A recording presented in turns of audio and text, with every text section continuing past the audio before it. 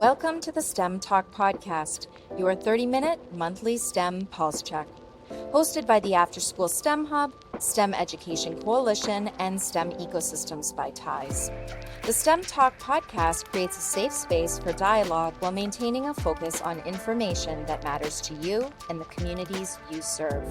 In just 30 minutes each month, join our experts from across the STEM landscape as they provide factual information, practical strategies, and actionable resources to help you navigate the ever-changing world of STEM education, workforce development, policy, and advocacy.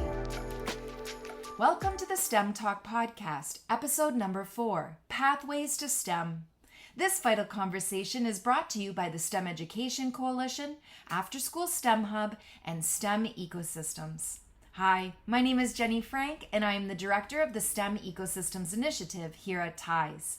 Today we're joined by two distinguished experts who bring a very unique perspective on how federal policy transforms into classroom reality.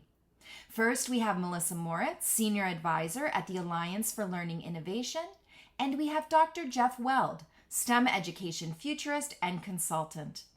Together, they'll explore strategies for expanding access to high-quality STEM learning, building sustainable workforce pipelines, and connecting students to meaningful STEM careers. Melissa brings invaluable experience from her time as Deputy Director for STEM at the U.S. Department of Education. Combine that with her frontline teaching experience as a middle school science educator. Jeff contributes his remarkable 40-year journey spanning policy work at the White House Office of Science and Technology Policy, as well as statewide innovation leadership with the Iowa Governor's STEM Council and decades of classroom teaching as well. Melissa and Jeff, thank you both for joining us today. We're so excited to learn from you and your experiences as we explore how to create more effective pathways that connect young people to STEM opportunity and careers. But before we dive into our conversation, I would like to invite Dr. Anita Krishnamurthy, Senior Vice President for STEM and Youth Civic Engagement at the After School Alliance, to share some very recent updates about the status of the 21st CCLC funds currently being withheld. So I'm going to kick things off today by talking about something that happened this week, which is not the reconciliation bill or the big beautiful bill that's in the news right now, but the withholding of funds for several education funding streams in the current FY 2025 budget that Congress has already appropriated funds for in March when they passed the continuing resolution. And you can see the list relevant to K-12 education on the slide here. And what this really means is that the funds that were due to be sent to states and districts to offer summer programs and also make plans for the 25-26 school year will not be going out. So states have always received these funds on July 1st, but not this year. And some states are now scrambling to find money that they've carried over from other years or other sources of funding, but this is not a long-term sustainable solution. The money will eventually run out and all these efforts will have to stop. And I'm going to call out Title 4A, which is the Student Support and Academic Enrichment piece of which supports a lot of activities that include STEM and after-school STEM, and Title 4B, which is the 21st Century Community Learning Centers program, which is the only dedicated funding stream for after-school and summer programs. A reminder that 21st Century supports 10,000 programs across the country that serve 1.4 million youth and have about 160,000 staff working in these programs. And we know from our research at the After School Alliance that 94% of 21st Century programs offer STEM learning opportunities. And furthermore, that parents expect STEM offerings in the programs that they choose for their kids. So this immediate cut, combined with the cuts to AmeriCorps that provided staff to many after-school STEM programs, are really impacting programs already and is pretty catastrophic. The After School Alliance has been working round the clock to try and reverse this withholding. We're collecting stories of impact and also have an action alert out right now. The issue is generating a huge amount of press at both national and state and local levels. We've had thousands of emails also go to lawmakers. So I really want to encourage everyone to reach out to your lawmakers to express your concern about this withholding that is and will impact STEM programming in schools and after school programs, as well as teacher professional development, which is supported by Title II that you see on the slides. So you can see the links in the chat to the actions that you can take and as well as tell us about how the impacts are manifesting in your communities.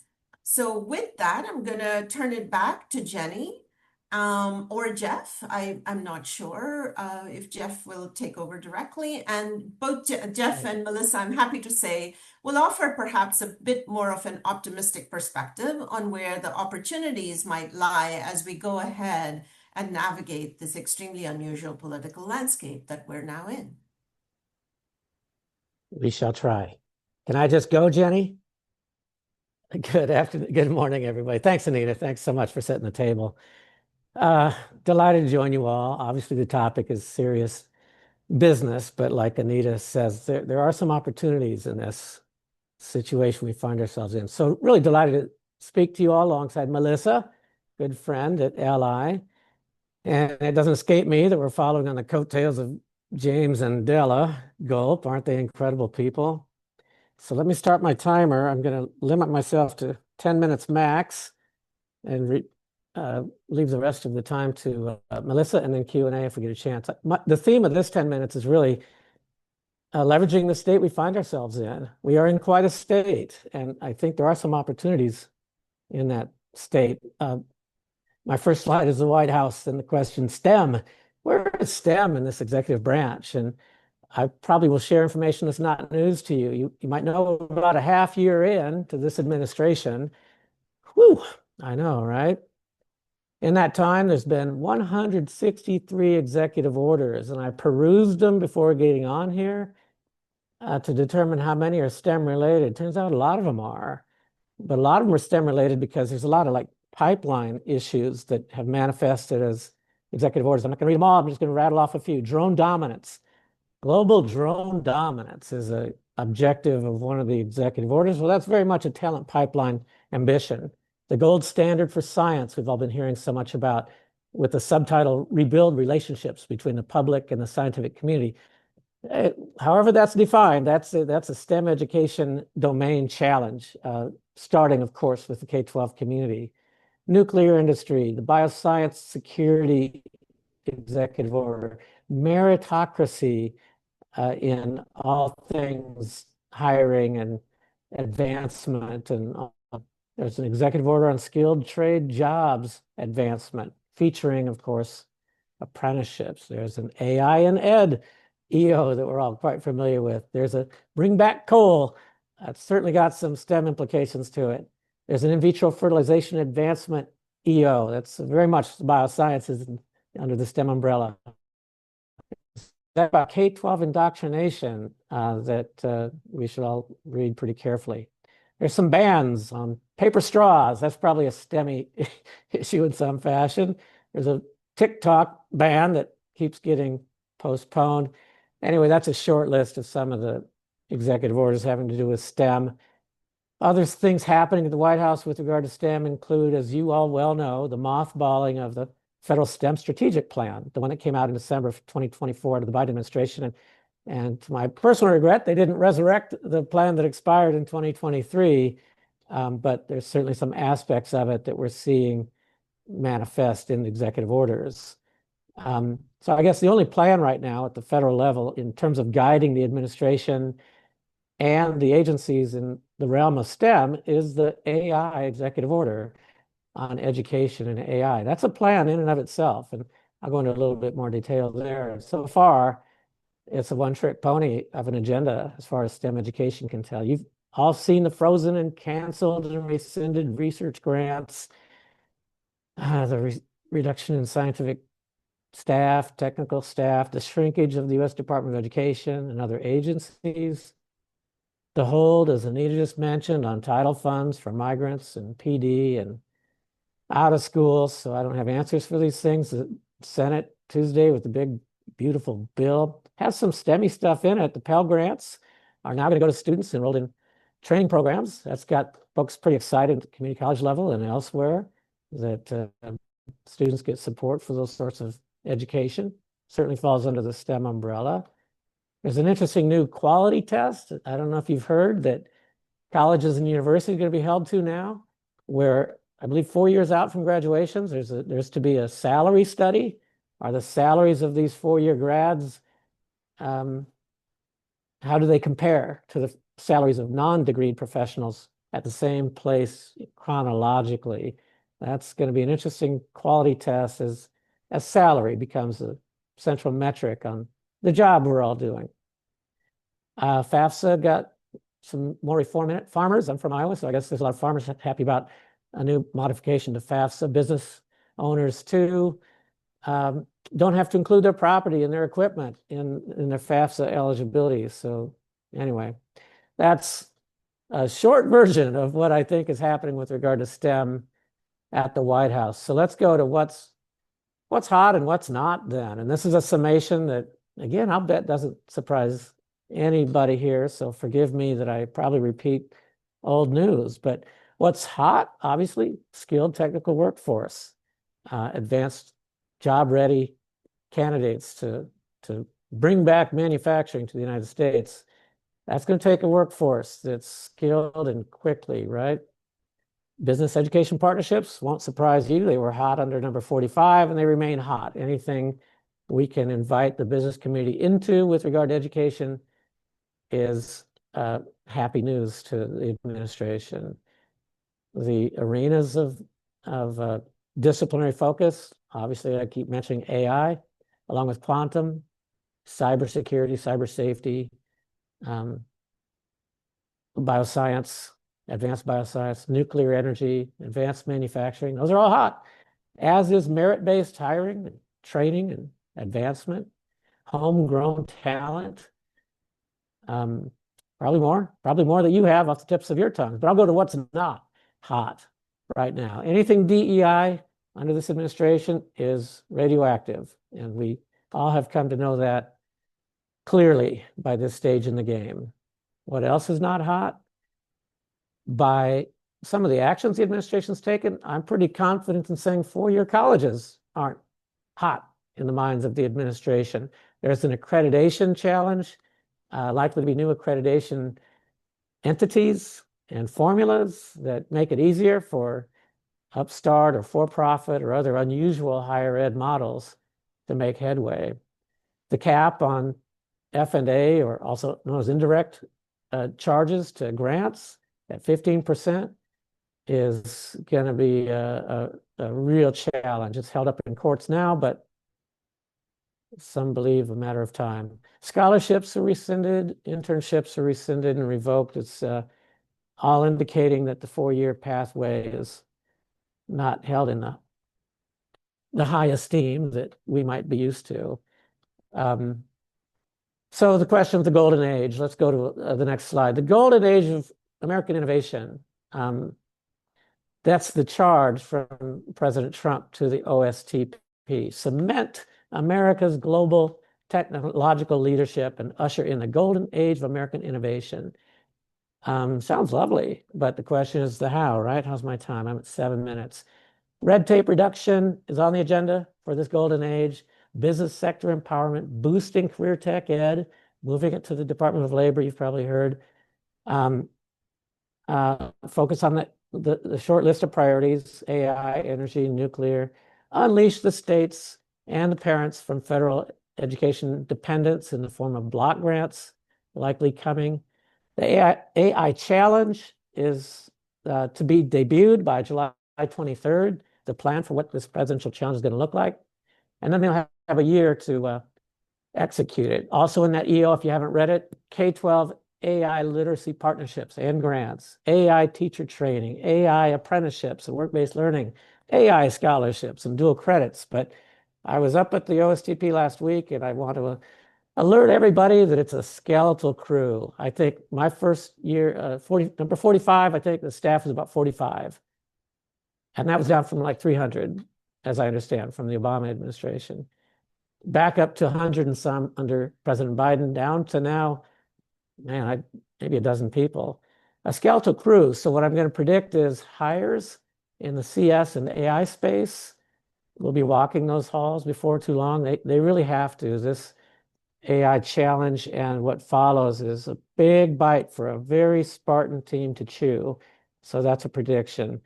Carpe Anum is my next slide. What can we all do? The actions we can take in the next minute and a half.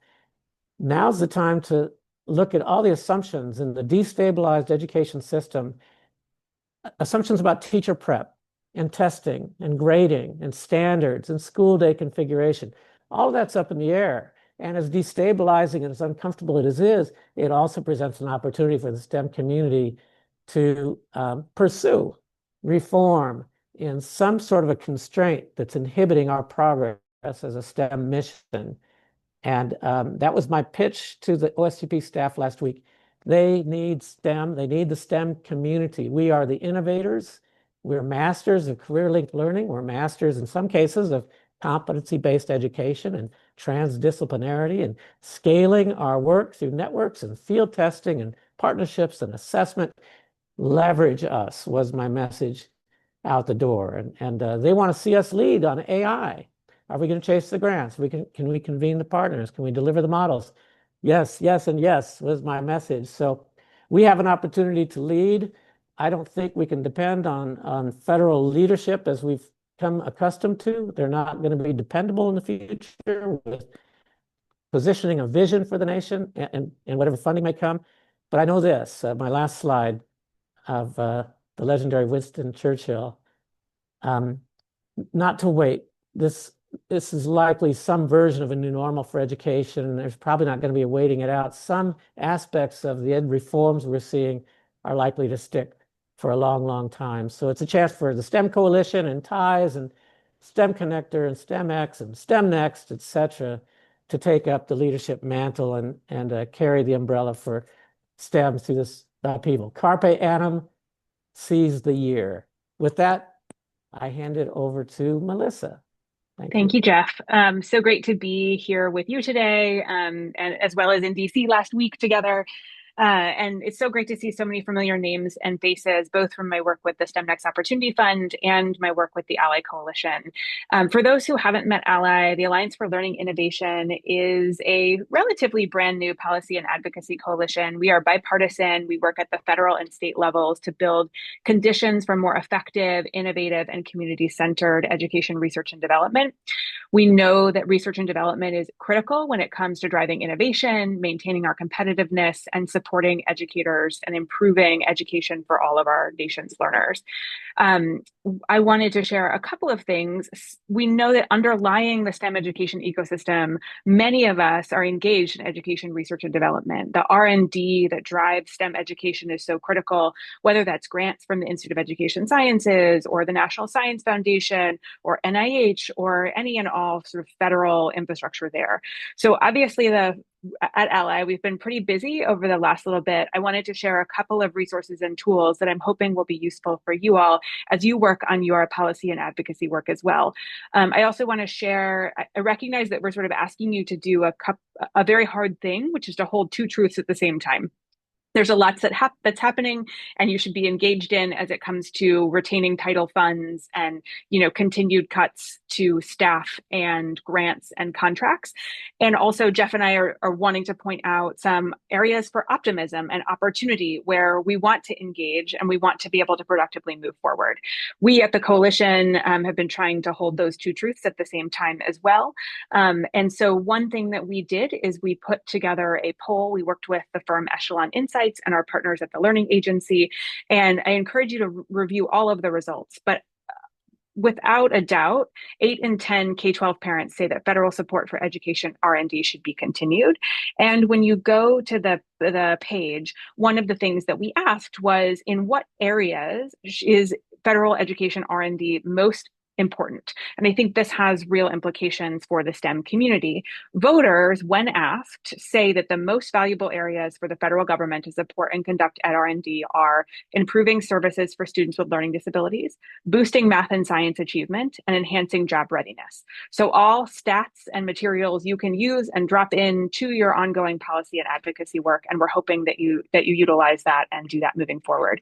We also did break down, as you see, we see strong agreement across political parties around the federal role for education R&D. So again, we find that R&D is an area of bipartisan overlap and a place where we hope there's a lot of work that we can do together at the federal and state level.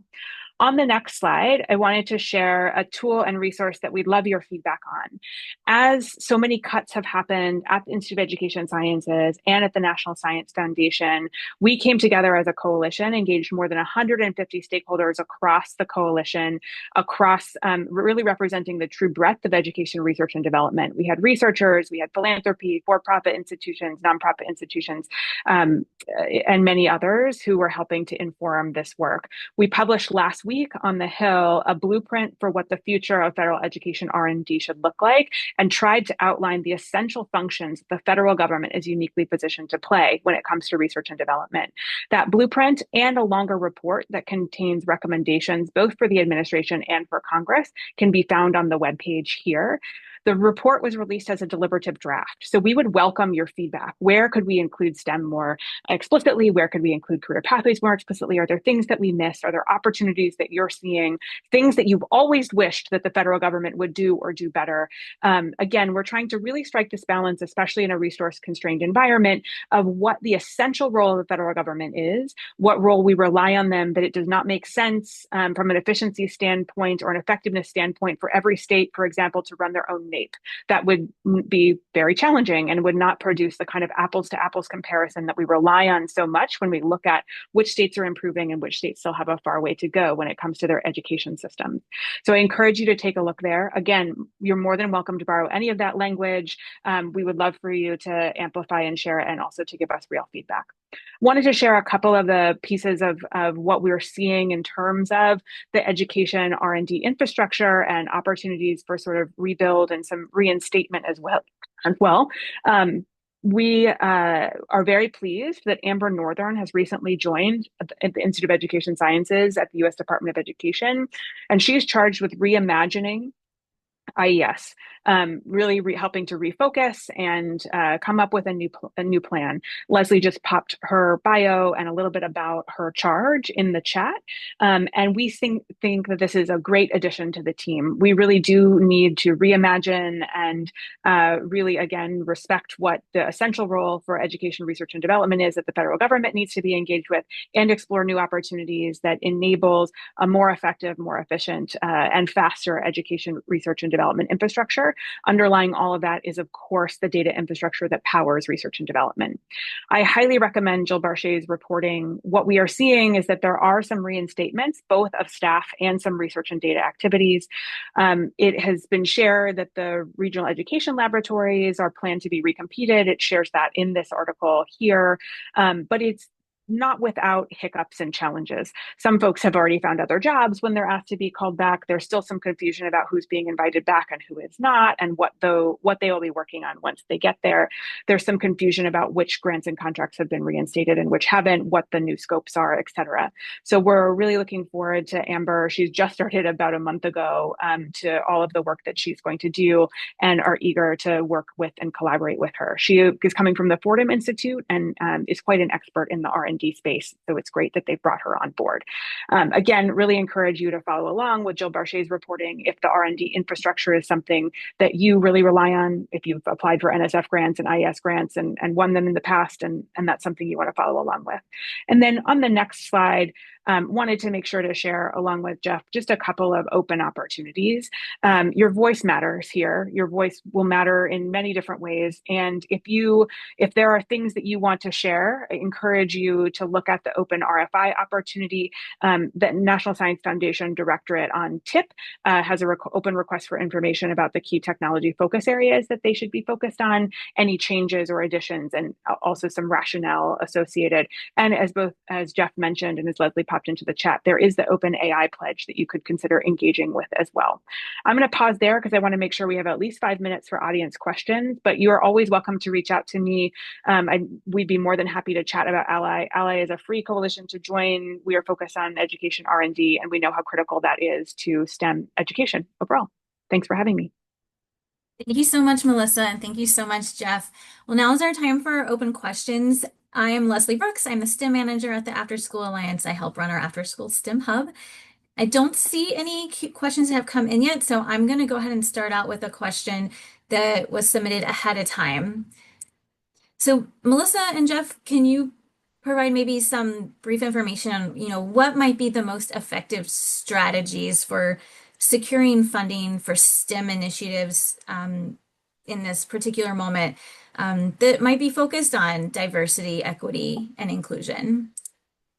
So I recognize that the federal landscape feels uncertain at the moment. And so if you see a solicitation come out, a request for funding, proposals come out from any agency, I still really encourage people to apply for that. My advice has and will continue to be on when applying for federal funding to read the solicitation very, very carefully and apply to that solicitation. So if you are looking for funding from the federal government, if there are opportunities that come out related, there's one I think out with the National Science Foundation related to community colleges, forgetting the acronym at this moment, but I will find it. If that's related to you, read it very carefully, apply for what they're looking for, follow the instructions down to the T. That often is the make or break between federal recipients and not. When it comes to diversity, equity, and inclusion, I think, again, it's really important from the federal standpoint to apply for what is written.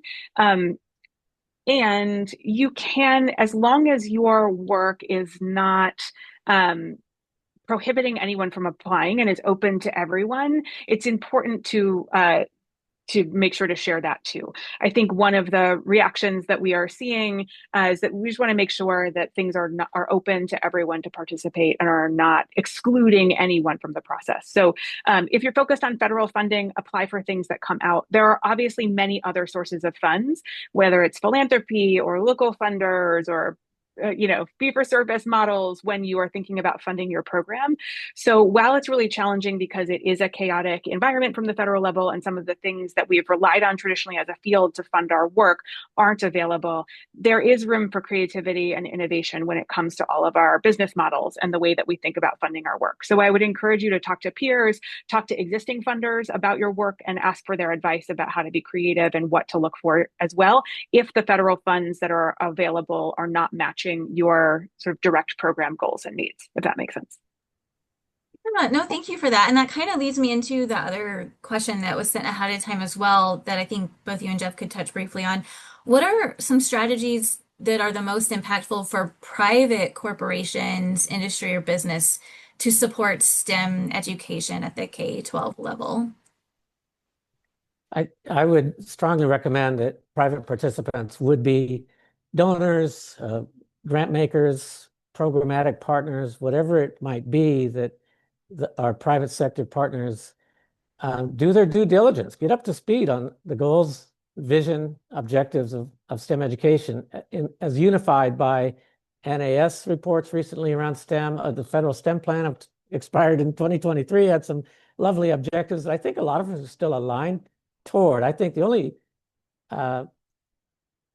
miss I've seen over the years with private partners joining the STEM fray is that they come in with an objective that may not align. They might have a priority that isn't widely shared. And so just to make sure everybody is on the same page, due diligence and study and investigate so that there's strong alignment.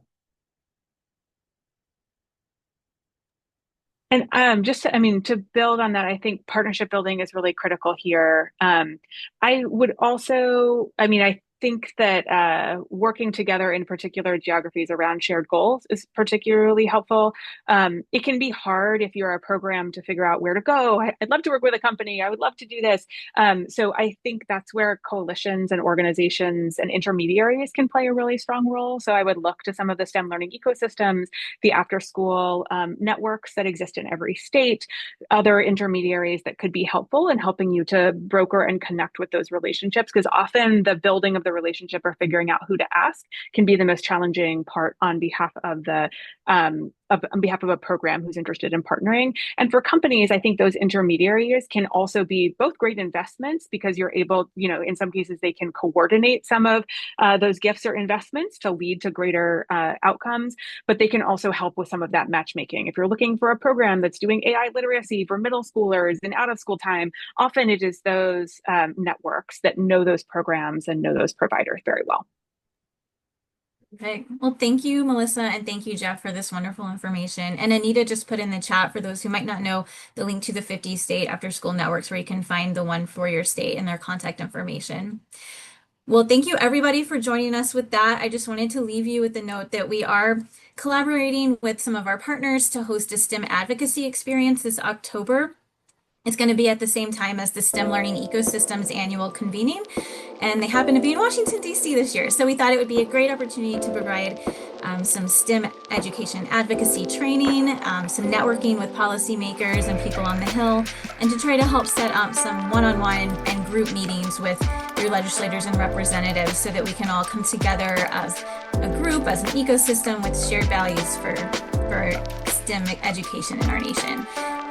So I will put the link for more information to that in the chat, and we will see you all next month on our next STEM Talk webinar. Thank you so much, and feel free to reach out to us with any questions in the meantime.